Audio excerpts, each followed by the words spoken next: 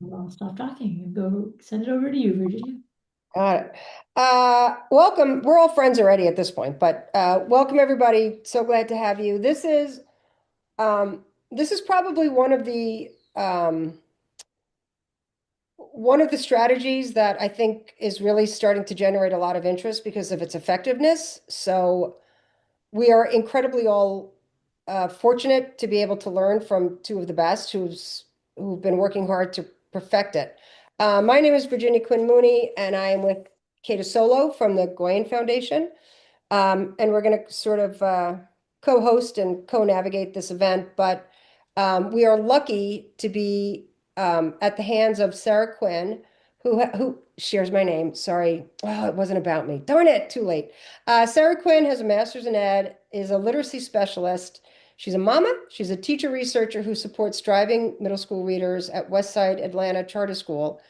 She develops student-centered, evidence-based structured literacy practices that foster curiosity, build lasting background knowledge, and provide students with the foundational skills they need to become capable, critically conscious readers.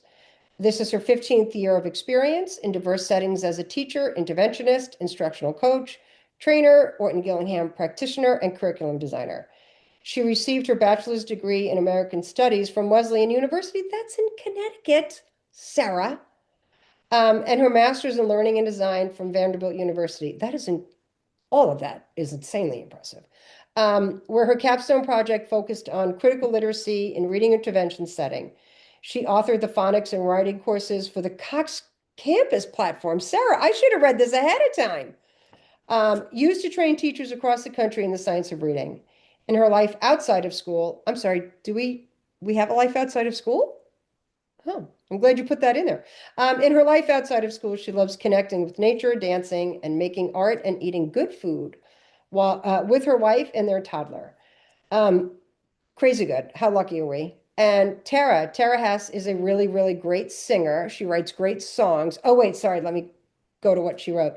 Tara Hess is a second grade teacher at Meeker Elementary in Greeley, Colorado. She holds a BA in communication and an MAT in elementary education. Tara is deeply committed to improving learning outcomes in the classroom, school, and district level.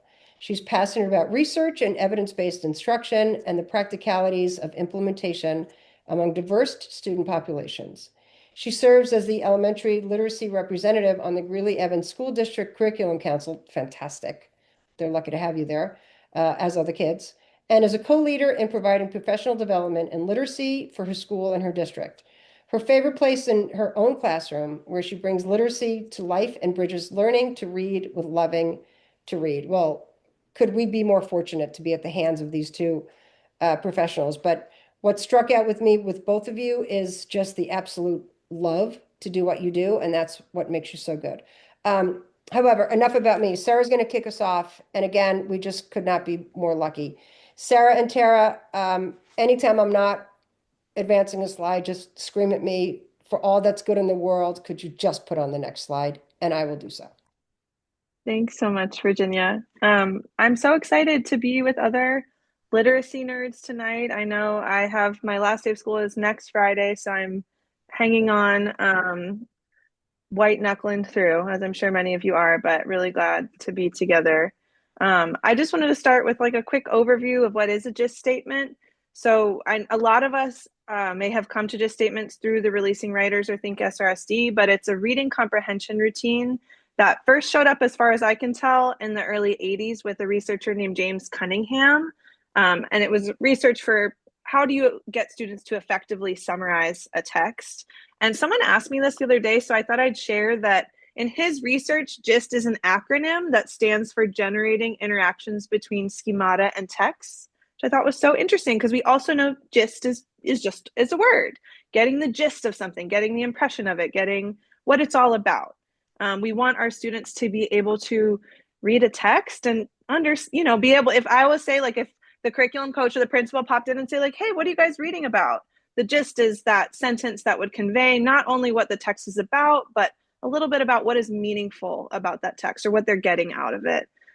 Different educators and programs and researchers have approached this strategy in different ways. There is not one right way. There's not a perfect way to do it. So all of you who are scared to try it, just wade in with us because that's what we're doing. And typically students, when they write a gist, are asked to read a text, or it could be an excerpt of a text, and reduce it down to one sentence that conveys the gist of that text, meaning the most important information. To write an effective gist, students have to be able to discern important details and summarize them. So it's a little bit different than a main idea where there's this piece of details and summarization or greater meaning. So just to give us kind of a common understanding of what we're talking about here, now I'm going to pass it over to my wonderful partner, Tara, who's going to start us off in early elementary grades. And we're going to bring it all the way up to my setting in middle school intervention, which I think is going to be really cool to see the connections between those. So Virginia, you can. I did. Well, we're going to start off with a music video, and by some measure or other, this became quite a hit in the last week or so on Facebook. But my kids have really, really embraced the joy in writing, and I think part of that is because we just make it fun, and sometimes part of it is just knowing a jingle that helps me to write more. And while this isn't necessarily exactly about the gist, it's part of the writing cycle. And if you are if you're dipping your toes into releasing writers, think SRSD, this is going to sound really familiar to you. But also my kids, I've told them all school year long that they're going to be famous, and so they're hoping that this is their one shot. So here is their rendition. You guys ready to sing the Tide song? Yeah! Here we go.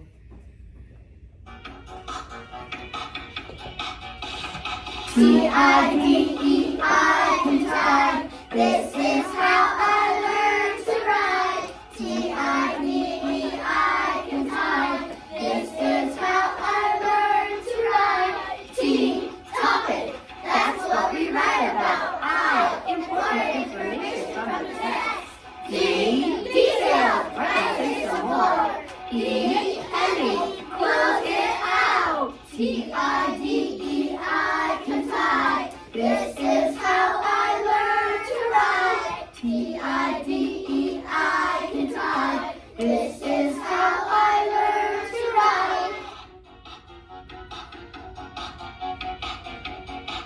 ride. Great job. Thank you so much, guys. I think my teammate in the classroom next door was about sick of it after we practiced it 14 times. But it's been effective. The kids enjoy it, and you can hear the joy in their voices when they're singing it. So you can move to the next slide. I really feel like we can't really talk about it if we don't look at the data, and why this was so important to me. So I jumped into teaching reading and early literacy, kind of almost by accident, but finding that we just needed more. And I felt like I was going crazy because our kids were able to decode and they could read a lot of words in 1 minute. But then in third grade and on up through middle school years with our state testing, the results just weren't coming through. So in the first graphic, you'll see our school-wide data. This was the end of last year. And we consistently year after year in the number one spot in K2 and 3 for our double scores in our district. And we're very proud of that. Like we've worked really, really, really hard to get those numbers to where they are for the last 4 years or so. But it's just really discouraging when we see that less than 30% of our kids are comprehending and understanding text when they have to read it independently on their own and take a really high stakes assessment. So I started thinking about what the connection could be. And I'm really grateful that this last year or so, there's been a huge focus on reading comprehension and looking at the science of reading and the science of learning more than just phonics, which I think a lot of people misinterpreted it as and ran in one direction with it and missed out on some of the rest. So it was really just through trainings like this that we're at tonight. There's not one single idea that I've come across that I came up with on my own. I've seen other teachers modeling it, and done my own personal professional development to find this kind of stuff. But when you're at the bottom and there is nowhere to go but up. And so anything that's got evidence behind it, to me, I felt like was worth trying. So we started just talking about, can we do both? Can we continue to grow our DIBELs, but raise those comprehension scores and get more of our kids as real readers and not just word callers? You may go ahead and advance. 2 years ago, I read the Natalie Wexler book, The Knowledge Gap. Our school and our district had taken on the writing revolution a few years before it, just as a book study, though. There was no real follow-up to sentence writing. And while we were doing some of it on our grade level, syntax was really coming around, but it wasn't connected to text. And I think that's what we were really missing out on. When kids are, whether it's a common district assessment or a state assessment, students are expected to respond to text. And we were just finding there wasn't enough of that anywhere. And it was after I read The Knowledge Gap and was on a virtual summit with Leslie Laud, who is the founder of Releasing Writers, that I really started to look into this whole idea. And I really, really embraced the idea of a gist right away, because we were already doing because but so sentences and sentence expansion with releasing with the writing revolution. So just knowing that we could now connect it to text and have something bigger to pull it onto led me into Think SRSD Releasing Writers. Okay, next slide. This is a second grade picture of how we build our gist in kinder and first, and sometimes even in second. In that last column with the why, what happened, we don't always have a joiner who or a did what. Sometimes it's just enough to get the kids talking about the who, did what, when, where, why, and what happened. So we do this no matter what we're doing. Any text that we read, whether it's, just for fun in class, we can orally do a gist together. But for writing within our ELA components, anytime we read, whether it's a complete book or whether it's an excerpt, we're all expected to do this. I use whiteboards quite a bit for this. And we do collaborate, a collaborative write a lot for the who, did what, when, where, and why. I intentionally just make notes, or they'll call it jot talk or caveman talk, specifically so that kids can practice their oral comprehension and oral rehearsal in order to write their own sentences. So a lot of times in some of the examples that I'll show you later, you'll see a lot of abbreviations. And I'm expecting kids to really be looking at those words and find the filler words to stretch them into the complete. And they are expected to write a complete sentence with, of course, all the other things that you want to embed: correct punctuation and spelling and grammar and capitalization. So this is something that my students are used to seeing and doing every day, and sometimes multiple times a day. And next slide. In this video, you're going to see another one, just something else that my students wanted to share. Everything has to be routine based to build it. The gist is the first part of the writing cycle. Some days this is the only part that we get to, but my kids wanted me to share this video with you too. It's them giving their rendition of the expected components of the writing cycle. So you can play this one. I'm going to stick to that today. We also did P1 and P2. Let's remind ourselves what the P's stand for. We're going to start with P, plan. P1, read for the gist. P2, pull apart the prompts. Do what? P3, pick ideas. So that sounds to me like we've already done P1 and 2, and we need to focus on P. Adding in hand movements, song, chant, rhyme, especially for the little kids, has been a game changer. And I know that not everybody is doing it, but I just feel like that's how they've really internalized it and taken it on themselves. And I had a parent, like a parent event, and they came in, and one of the moms was like, "Oh yeah, we know all about P1, P2, and P3." So I'm like, I know they're using it. They're getting it. Um, we use EL education, and then so in that clip, the kids had been working on we had done a very long, extensive close read with the text, and they were just about ready to get into writing their finished piece. So I want to show you another example in the next slide.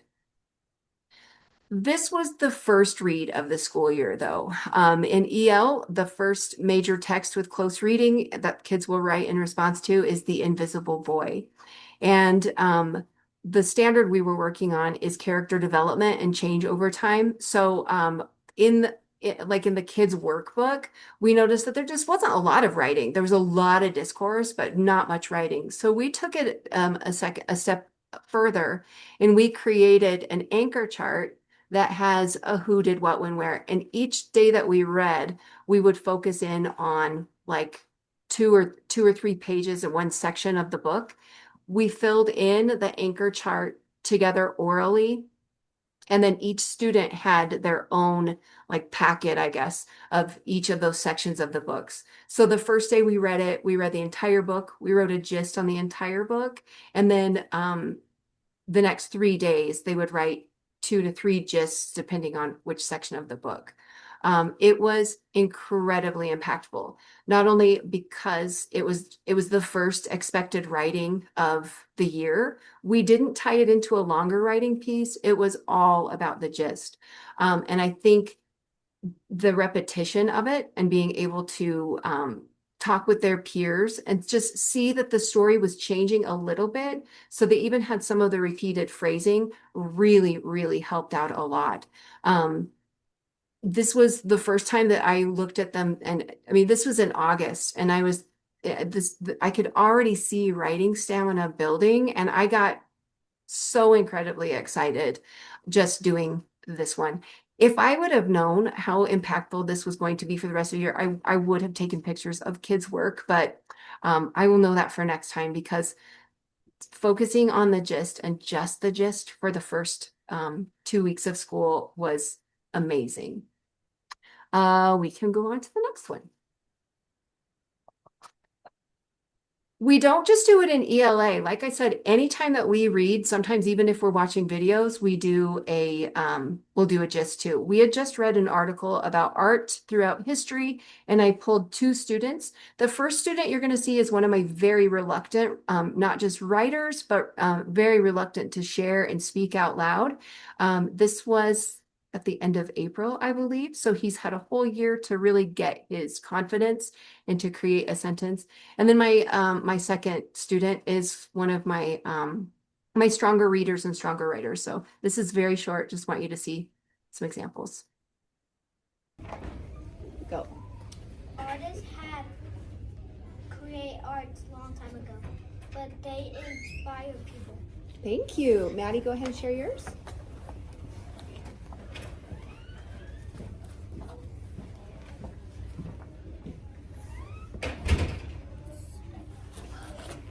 Artists created art a long time ago and inspire us today. Thanks so much, guys. That was excellent. I had given them about 5 minutes to independently work and then share with a partner. A lot of times we'll do independent shares, but sometimes when time is just not good enough, they actually like this better. When I count down from 3 and then everybody shares theirs all at once, I let them shout because I usually like a quiet place. So there's lots of different ways to do it. The key to it, though, is that discourse and having them talk about it before they write it, and then talk about it again, share it again with a partner or 2.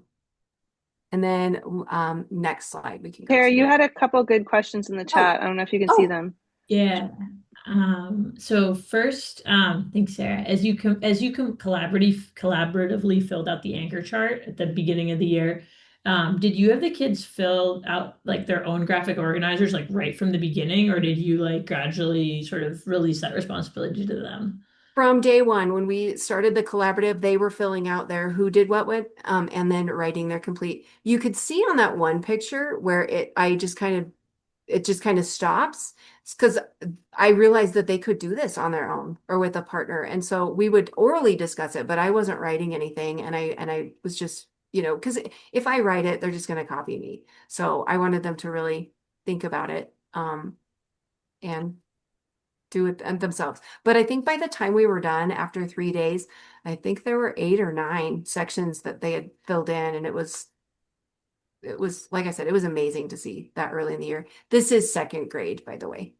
And then just one more question, important. How do you explain the definition of the gist to the kids, like in second grade talk? Through who did what, when, where, why, and what happened. That's it. And if they start coming up with some ideas and it's a minor detail, you just say, is that what the whole story was about? And like I said, the repetition of just doing it over and over. Yeah, I mean, even at this time of the year, there's still some of them are still just writing the most interesting or the last detail that they read in a text. But overall, just using those words, that's all they needed to know. Thanks, Tara. In this last one, I know that I am kind of going over, so I'm going to try to hurry up. In this last one, we are, instead of reading first and doing a gist, we're actually going to do step 2 because we're going to be writing a longer piece for a prompt. And the section of text that we had looked at didn't quite match exactly what the prompt was. So I wanted them to reframe their thinking to really think about how do we answer that question when we're reading this section of text. So there's a little bit of teacher talk, a little bit of kid talk at the beginning, but at the very end, what I really want you to listen for is the student discourse. So the question was, why should we protect butterflies? But the text that we read was butterflies help plants. So okay, so this passage that we just read, the heading is Plants Need Butterflies. And we know that the who is, what is it? Butterflies. Now we want to respond with this gist, maybe using something that will be helpful when we go to write about it. And our prompt is write an opinion, why we should protect butterflies. So thinking about this whole paragraph, what are the butterflies doing in this paragraph? I see lots of hands. Super. Will you turn and tell a partner what they're doing?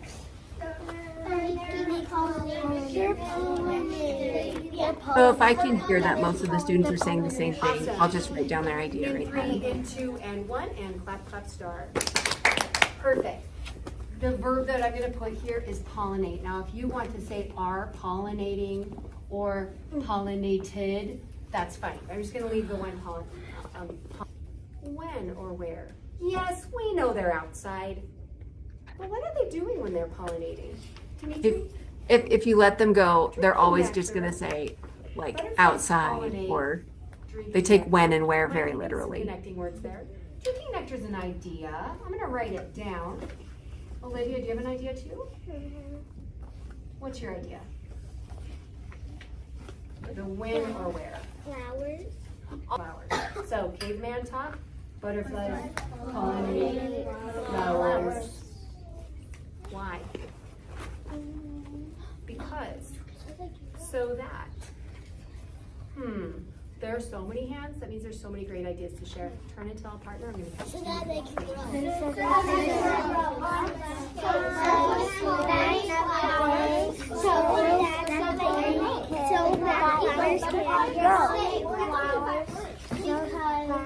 Flowers can grow. Okay, 3, 2, 1.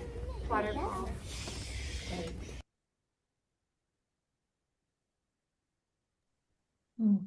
Tara, before we move on, can we get one? We have one more, another question for you. Yes. Do you find that your students who are multilingual struggle with the idea that like who isn't a person or an animal and that did what is an action, or do they kind of come to you from first grade already understanding those question words? Well, this is the first year we're doing it in our school, and so my cards that I have up have visuals on them. So the who has a picture of a human and a dog or something, and then the what is like is it an action one? Um, but yeah, they do have some questions about what that could be. And a lot of kids don't understand that who could be an animal or who could be or what could be an idea. Like they're very concrete. But if they're really close, then I'll just run with it because at least they're thinking about it. And if it's tied to the text, then I mean, I got to remind myself all the time that they have never done this before. I've never done this before. And I'm really asking them to think more deeply about text than they've ever had to before. Can I add on to that, Tara? In the Yeah. older grades, I explicitly do a who or what did what because we begin to get into ideas, groups of people, countries. So anyway, just say there again, there's no perfect way to do it. And I'm beginning to explore like different texts and different purposes call for different ways to use the frame. Most definitely. Most definitely. Um, so yeah, that was their idea. So I wanted to share this. My question at the beginning of this year was, can we do both? Can we keep our gas pedal on our Dibble scores? Can we keep them reading and building their um, phonics knowledge? But can we increase their comprehension? And I'm my mouth fell open and I wasn't expecting this. I mean, I was, but I wasn't like for sure. We take last week we did our end of year dibbles and we do NWEA map growth and like I'm just so proud of these kids. Like it blows me away. So maybe we were working more on comprehension while we were doing phonics. Maybe we were doing more phonics when we were doing the writing. I don't know.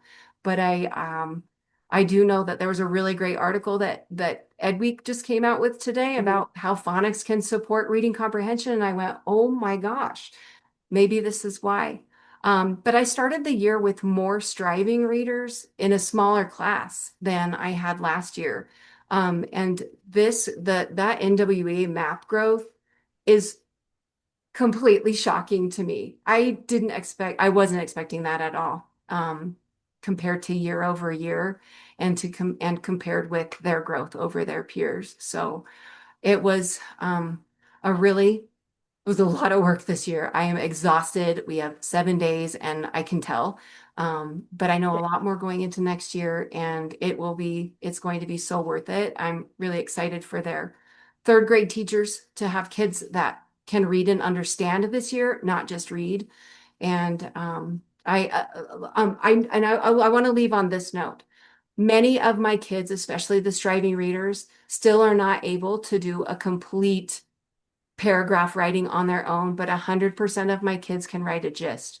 And that tells me they're understanding the text. So thank you all so much. Like, I'm just really proud of my students. And this has been a really great year learning with them.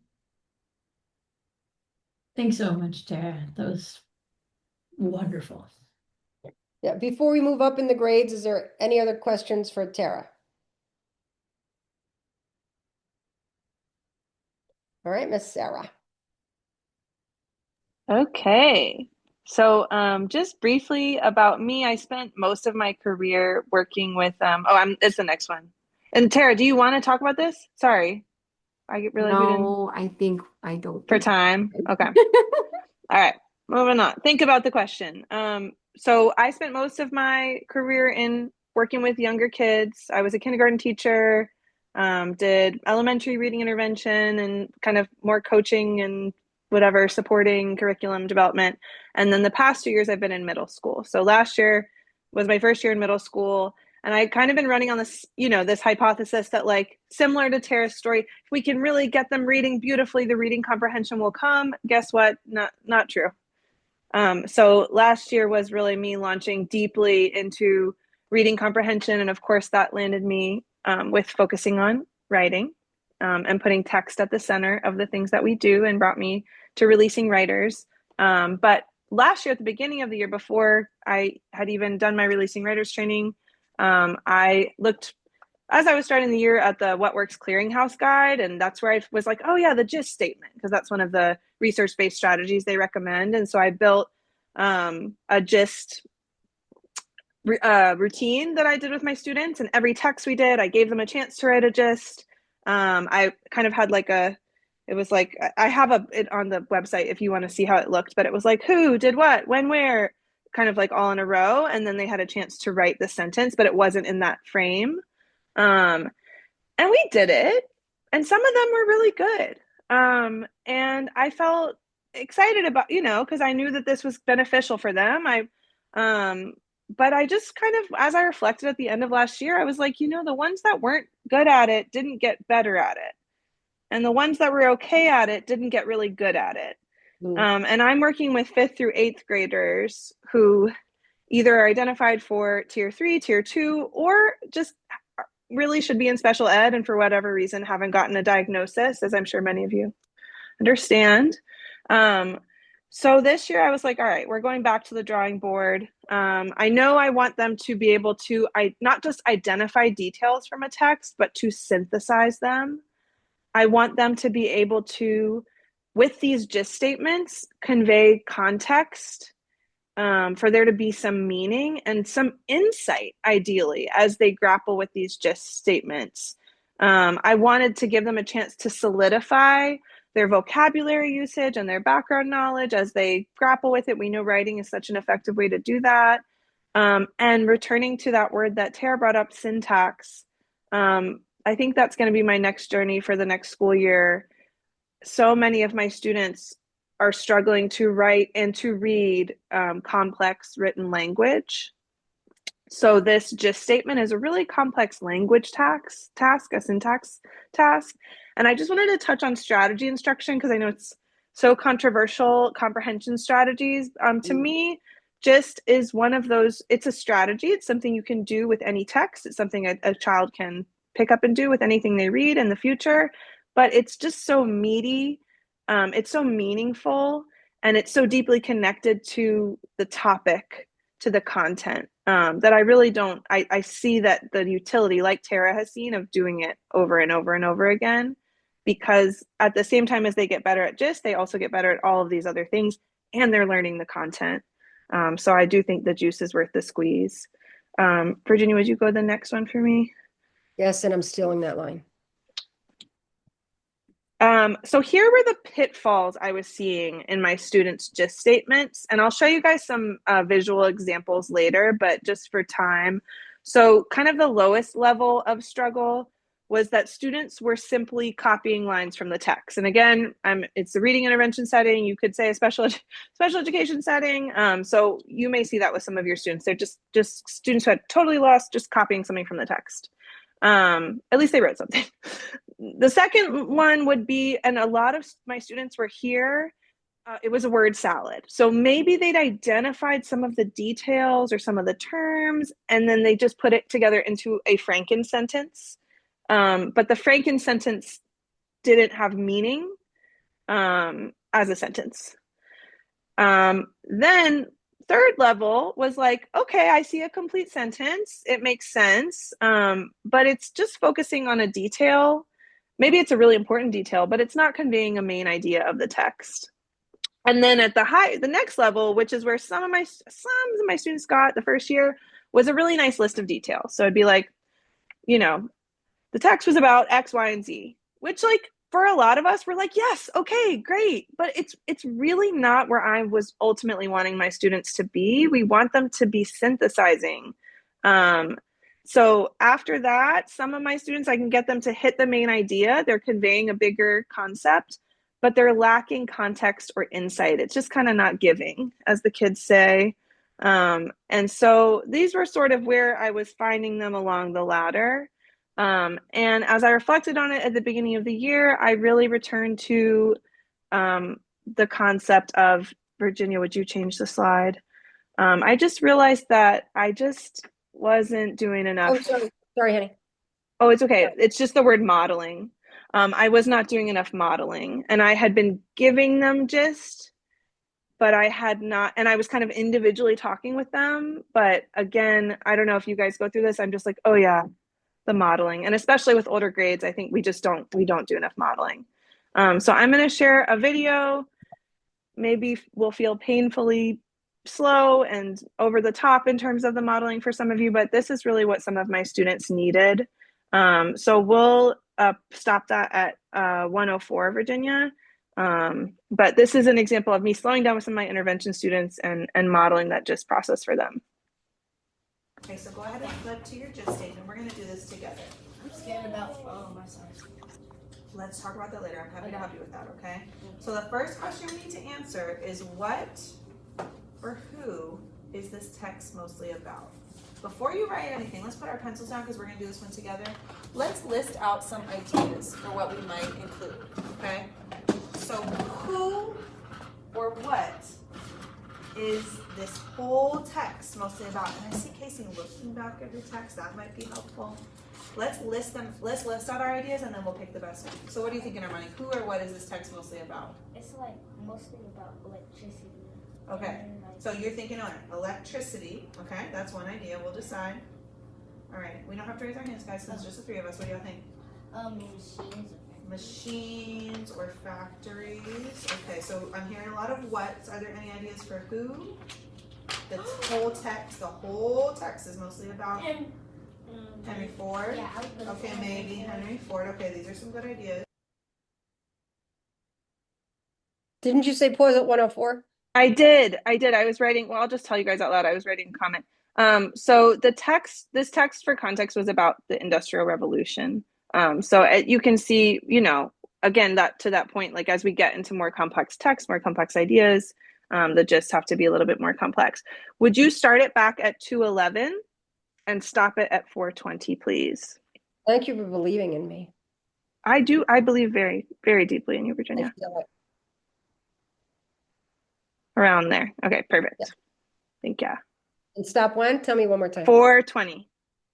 Cross off because they really only appear in maybe one paragraph instead of appearing throughout the whole text. Yeah, Henry Ford's important, isn't he? And we even watched a video of his assembly line process, but he's really only appears. Where does he appear? Which paragraph? The fourth. Yeah, paragraph 4, right? The third to last one, Elijah. Yeah. So let's cross off Henry Ford. Anything else that only appears in one part? Assembly line. Same thing. Like assembly line is super important, but it's not the main focus of the whole text. Ooh, I just thought of another one. Money. I feel like it's a lot about money. Yeah. Should we add that? Yeah, that's what I was trying to say. Okay, I'm gonna add that here, money. Because it was a lot about money and economics, wasn't it? Okay. That's what I was trying. That's what you were thinking of too, Elijah? All right, is there what else can we cross off because it only appears in one part? Families? I was thinking factories. No. That's what, I'm not saying y'all are wrong, but when I do a gist statement, I'm not just saying this to y'all, I really have to think about it. So I'm gonna go back to the text. I'm gonna first think about what you said, Casey, about families. So I'm not seeing the word family pop up much. Yeah, I think we can cross out families. Even though families is a really insightful idea, I'm not seeing it in the text. Yeah, not really. Yeah, and that's making me think that maybe people would be better. Yeah. Because it's more so about people than, because you could get rich even if you don't have a family, right? Or you could spend more money or get a good job if you don't have to have a family technically, right? I only see machines in the one. Okay, so you want to cross so families? No, I feel like machines should stay because they why? Because they made because in paragraph 4 it says they made refrigerators, washing machines, watches, clothing, toasters, and then there's more kind of, even though we're only, but I see machines in paragraph 3 and paragraph 4. Okay, you guys get the point. We don't do this every time, this level of explicit modeling, but something I'm taking from releasing writers is modeling the thought process, modeling my thinking, because my students just weren't doing it on their own. So I have brought back a level of that kind of modeling and that grappling with, don't just do the first thing you think of. Like it really is a critical thinking process. Okay, we can go to the next slide. So the next, I guess, the next kind of thing I tried was I attended the Releasing Writers training, which was just fantastic. And this was the first time I'd seen this gist frame to scaffold their syntax and to scaffold their thinking, same thing that Tara uses. I learned that even though I'd first seen this from Releasing Writers, it comes from the research of Dr. Charles Haynes. And I actually have gotten this book that you see on the screen from Talking to Writing, which comes out of the Landmark Schools publishing outlet. So it's really for my SPED people, for my early childhood people, and for my intervention people. We have such an overlap. So they've really designed this, and they go much deeper with using these syntax frames and using them across the curriculum in different ways. So I can't speak to that because I haven't really dove into it yet, but I'm excited to. If you're a nerd like me, you might be interested. So I started using this frame. We use it flexibly and we debate, we talk about it. Is it a who or a what? What does the did what look like? Is when or where more important? Is it relevant? Because in some texts, it's not relevant to give that context. So we talk about and we use the word context. And then we think, well, should we choose why or should we choose what happened? I'm there's modeling, there's explicit instruction, but I'm also, like put hands on the bike, let the bike go. So we talk through all of this. And the goal is for kids to begin to own it and make those decisions on their own. And I've seen a huge improvement using this tool. I have as the year goes, first we do it together, then they do it more independently. Of course, it's that gradual release. Then I practice taking away the sentence frame and just having it on the wall. So the goal is for them to be able to generate just statements independently and use this frame as a resource, as a cognitive tool, but not to be over reliant on it. I did want to speak to the word count thing. I found that having a word count wasn't helping them with the ideas. It wasn't helping them communicate what the text was about in a more meaningful way. And I found it was cognitively overloading my students. Maybe it works for you in your classroom. I just found it kind of confining.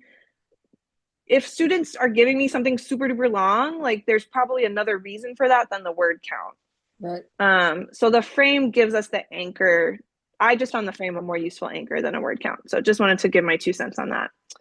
Okay, now I'd love to look at some before and afters from, these are 6th graders.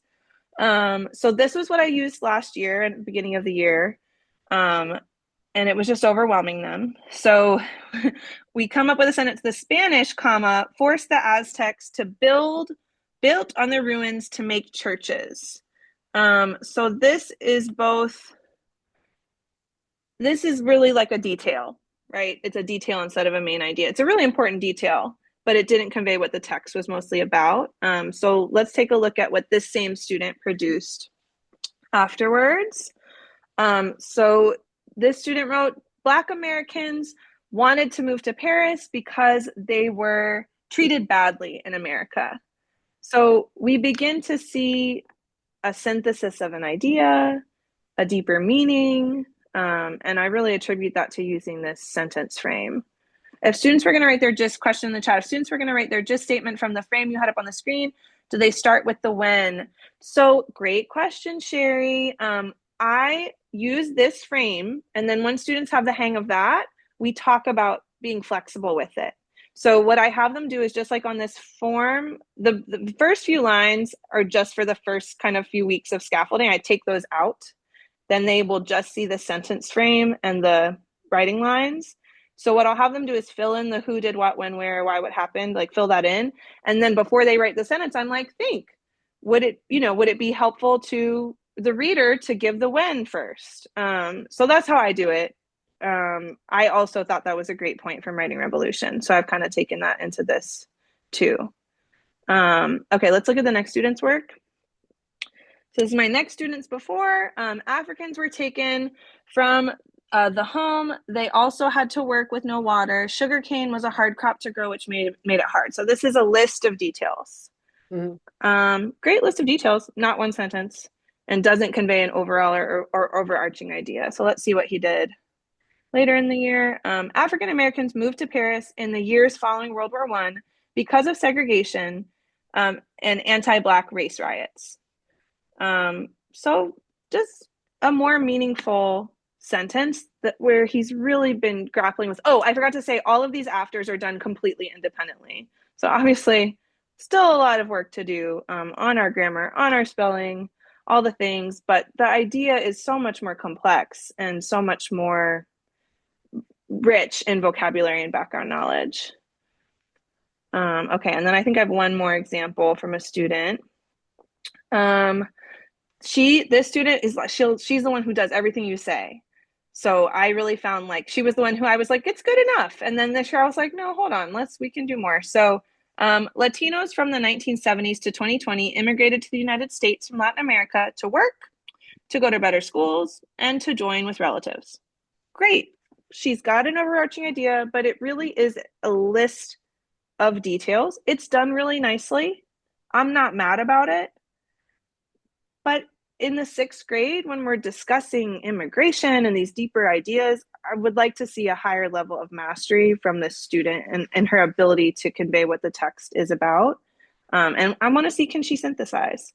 All right, so let's take a look at what she did independently with the sentence frame. African Americans migrated to Paris for a better environment because some racist white people were harshly racist. So because she's kind of that rule follower student, this really excited me because not only are we seeing harshly, which was not in the text, that was her vocabulary word, but we're just seeing that idea of a better environment, which is a beautiful summary and kind of a nice parallel to the prior one. Yeah, I just was really excited to see her branch out and I feel like it's giving them the tools to do their own thinking instead of, because they will copy if you let them.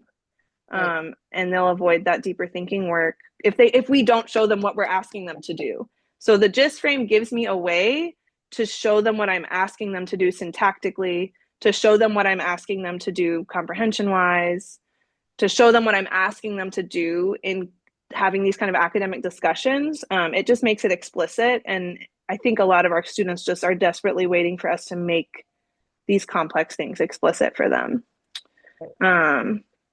Yeah. And then I did want to do a little slide on like what I'm thinking about next. So I'm going to dive this summer a little bit into the Talking to Writing book and look at how can I use these flexible gist frames as a communication tool with my students, what I'm asking them to do and as a model. I want to look at, there's some research about pairing gists with different text structures. I've really not dove much into text structures with my students, but I want to experiment with that next year, matching the gist to the text structure. Is it a cause and effect, etc. Of course, I want to move them towards greater independence. And then I think I've been using, this is niche, so maybe no one else cares about this, but for reading comprehension progress monitoring, once my students are able to score at grade level on a maze assessment, like a cloze assessment, I've been having trouble finding like what I think is a meaningful tool to assess their reading comprehension progress. So I think next year I'm going to make a gist rubric and use the gist as a progress monitoring tool for reading comprehension, because these question sets are just not reliable as an indicator. I just am very unhappy with them. So if anyone else has ideas on that, like please let me know in the chat, but just wanted to share what I'm thinking next. And I have a question. What prompts did you share with the last students to push their thinking, or was it more from the modeling she picked up how to synthesize? So we, of course, like Tara said, tons of discussion, tons of turn and talk, tons of interesting text-dependent questions, but I really think like the gist process pushes their thinking. Asking them to push and think about what the text is conveying. Of course, we're doing vocabulary work, but I really think that pushes their thinking. I also integrate still a lot of the writing revolution. Those are kind of my checks for comprehension as we work through a text, is we like read a paragraph, writing revolution, we do, sentence expansion, read a paragraph, subordinating conjunction, sentence stems, read a paragraph because but so. And so by the time we get to writing the gist, they've done a lot of that sentence level work. They've practiced using the vocabulary. They've played around with expressing their thoughts about it. I've praised and shared the kids who had really interesting things to say. So it's all that oral rehearsal and the sentence level practice. So we've got a long way to go. I mean, but it's exciting. It's progress.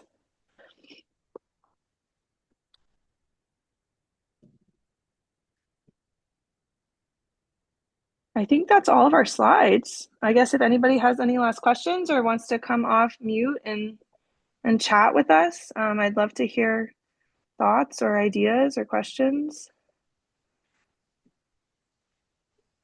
I want to add, I have seen Sarah's presentation before, and what she did with writing all of their thoughts and then kind of going through them was so amazing. It was something that I took back to my classroom the next day and it really made a big difference in thinking about their thinking. So I'm really glad that you shared that tonight.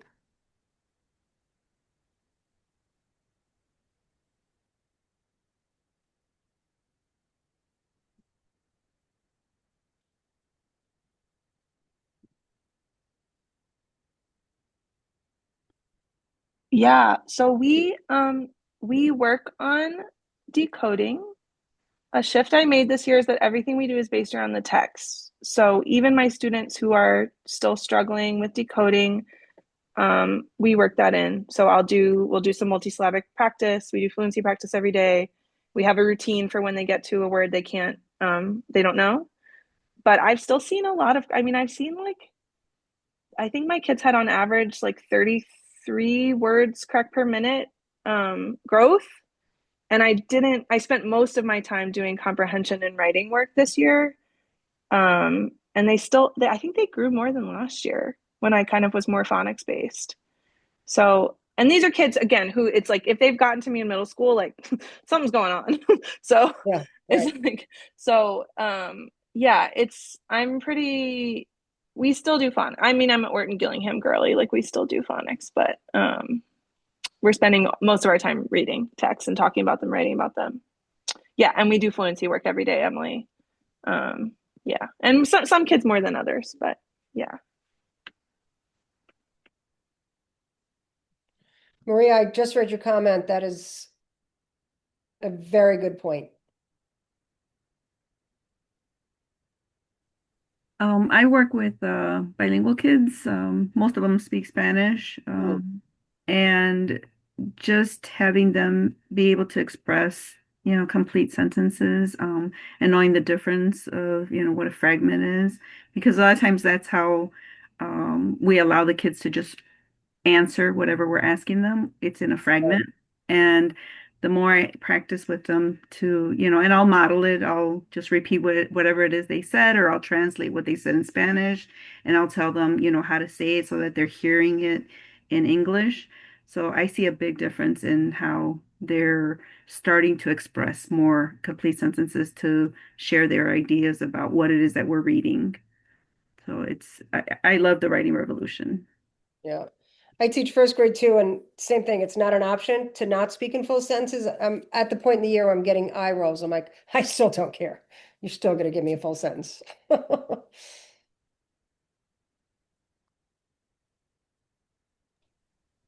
I think sometimes, in No, the older grades, we think of that oral language time as like as throwaway time or as kind of participation, and it's like it's just as important. That oral rehearsal, the academic language, the chance to express their ideas, is just as important as the younger grades. How would you describe your reading block, like minutes wise? What's the breakdown of it?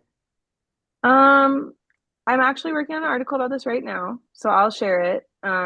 Because I'm in intervention, my time is so limited, and I don't have like we do this, then we do this, then we do this every day. But what we do fluency work every day. And then we have, so as we work through a text, we kind of like do what we can do that day on the text, and we work through as we go, if that makes sense. Because and you saw how slowly we moved in that video. Like some days are like that and they need that slowness, so I move as fast as I can, as slow as they need. And so it may be that day we do our fluency, and then we read a paragraph and do a writing revolution activity. Maybe we do a couple. Maybe we're just doing questions. So I'll share the article on our Substack, which is great if people aren't subscribed yet. It's really wonderful and so inspiring and invigorating. The Science of Reading Classroom Substack. But yeah, sorry, I don't have a better answer for you, Tara. But I have to have flexibility. Everything's built around the text and my materials. So I think of it less of like every day as a routine, but like of like over a week or two, we kind of get through the routine. Just because my time is really limited, sadly. Well, and what I like about that though is you're responsive. You don't have to follow a curriculum guide and be mapped out to the day, and you're responding to students' needs. And obviously it's working. Their writing that was amazing. We're getting there. Thank you. I just want to say it was really helpful because I work with tier two students, full out tier two, and I've been struggling to figure out how to incorporate more writing. We've been doing a lot of oral language development using the academic language, pushing the discourse, just to be able to collectively organize their thoughts sequentially. And we do our decoding work, our multi-syllabic routine and fluency, but the writing, and we do retail, a lot of retail, but the writing has felt so disconnected. And so this gives me hope to try to incorporate, and I haven't been able to dive into the writing revolution yet, so that's on my summer list to read. But yeah, the timing is kind of difficult, but I'm hoping we can be able to get it in more consistently, because that's been pretty hard with all the things. And it's typically 30-minute sessions that we have with our third, fourth, and fifth graders. So yeah, Juliana, I feel your pain. That 30 minutes is really tough. I think is such a fruitful place to start. So hopefully this will give you something, easy to start with. But I've been really excited about, it was kind of scary, but yeah, the words I'm putting in front of them to decode are words from the text. So they're able to then turn around and use those in their writing. So I'm having all my activities do kind of like double or triple duty, and that helps with the time.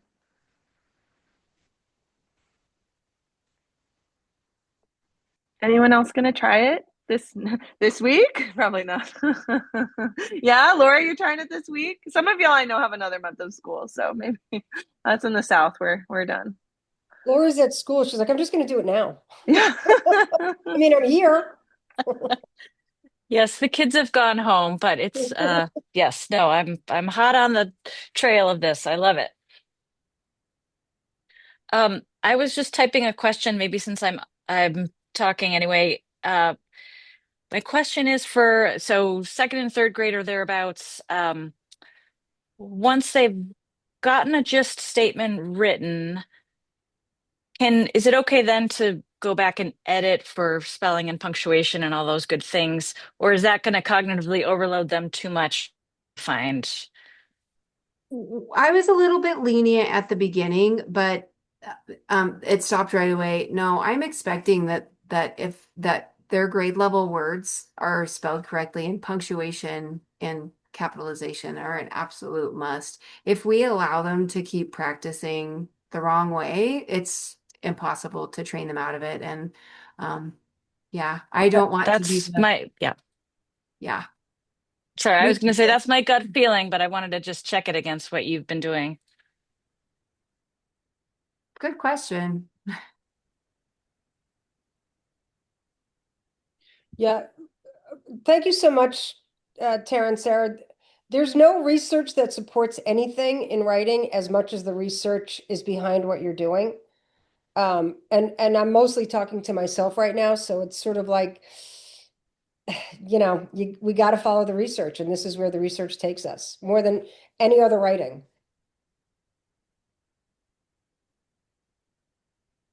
This was awesome. We can stick around for a few more minutes, but I think I'm gonna officially stop the recording and dismiss folks.